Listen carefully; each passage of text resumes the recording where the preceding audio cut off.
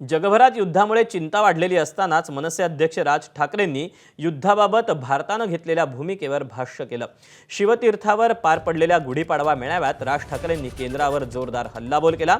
भारतानं इराणला साथ द्यायला हवी होती, भविष्यात याचे परिणाम भोगावे लागतील असा इशारा राज ठाकरेंनी दिला। तर महाराष्ट्राला गतवैभव प्राप्त करून देण्यासाठी सत्ता हातात घेणारच असा निर्धारही राज ठाकरेंनी बोलून दाखवला। राज्यावरील कर्जाचं ओझं, तरुणाई भोवतीचा ड्रग्सचा विळखा अशा अनेक विषयांवरून राज ठाकरेंनी सरकारला खडे बोल सुनावले। तसंच यावेळी मनसेच्या एका वेबसाईटचंही अनावरण करण्यात आलं। महाराष्ट्रातील जनतेच्या कल्पना जाणून घेण्यासाठी महाराष्ट्र नेक्स्ट हे नवं व्यासपीठ मनसेनं तयार केलं। जो इराण इतकी वर्ष आपल्याला साथ देत होता, त्या इराणवरती ज्या प्रकारचे हल्ले होत आहेत, आज आपण इराणला साथ द्यायला पाहिजे होती।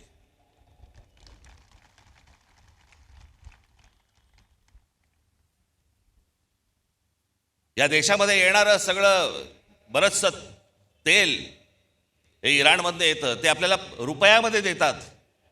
जो देश आजपर्यंत जम्मू काश्मीरच्या प्रश्नावरती देखील आपल्याला पाठिंबा देत आला, भारताला पाठिंबा देत आला, त्यांच्या मागे आपण आज अडचणीच्या काळामध्ये उभे राहिलो नाही, याचा त्रास निश्चित भविष्यात होणार आपल्याला। आपण जे उभे आहोत हे लक्षात ठेवा, हे महाराष्ट्रासाठी उभे आहोत। आणि मी जे बोलतोय तुम्हाला आत्ता, हे तुमच्या टाळ्यांसाठी बोलत नाहीये। मी जो तुम्हाला शब्द दिलाय, या महाराष्ट्राचं गतवैभव प्राप्त करण्यासाठी म्हणून आपल्याला जी सत्ता घ्यायची, ती सत्ता भविष्यामध्ये आपण हातामध्ये घेणार म्हणजे घेणार, हे मी फक्त तुमच्या टाळ्यांसाठी सांगत नाही, तो माझा आत्मविश्वास आहे।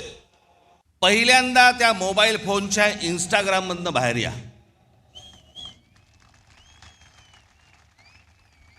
सकाळी संडास नाही, लवकर बाहेर याल।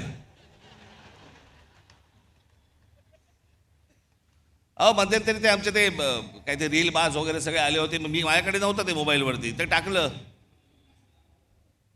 ते गुंतायला होतं त्याच्यात। मी मागे म्हटलं होतं ना, ते डान्स बार बंद झाले ना, त्याची लक्षणं आहेत ती। तिकडे ते बंद झालं, इथे मोबाईलवर सुरू झालं। मी मध्यंतरीच मुख्यमंत्र्यांना भेटलो, उपमुख्यमंत्र्यांनाही भेटलो।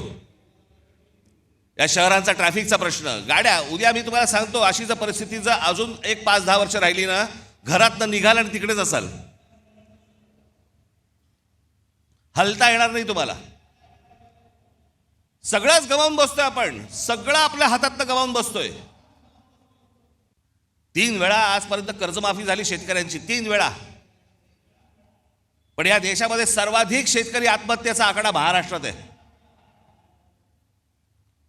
दररोज आत्महत्या होत आहेत, रोज शेतकरी आत्महत्या करतायत, कोणाला काही पडलेलं नाहीये। आज काय महाराष्ट्राची परिस्थिती होऊन बसली आहे, आमचे मुख्यमंत्री सांगतायत विकास करतोय। 3 ट्रिलियन डॉलरची इकॉनॉमी करायची महाराष्ट्राची। 11 लाख कोटीचं कर्ज आहे महाराष्ट्रावरती, 11 लाख कोटी।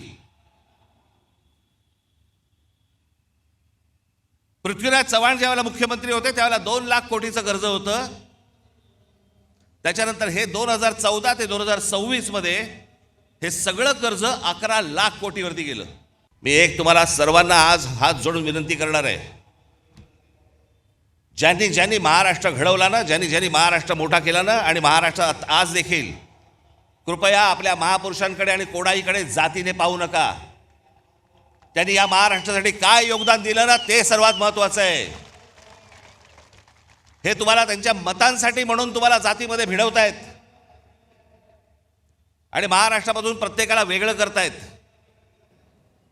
हे कृपा करून करू नका।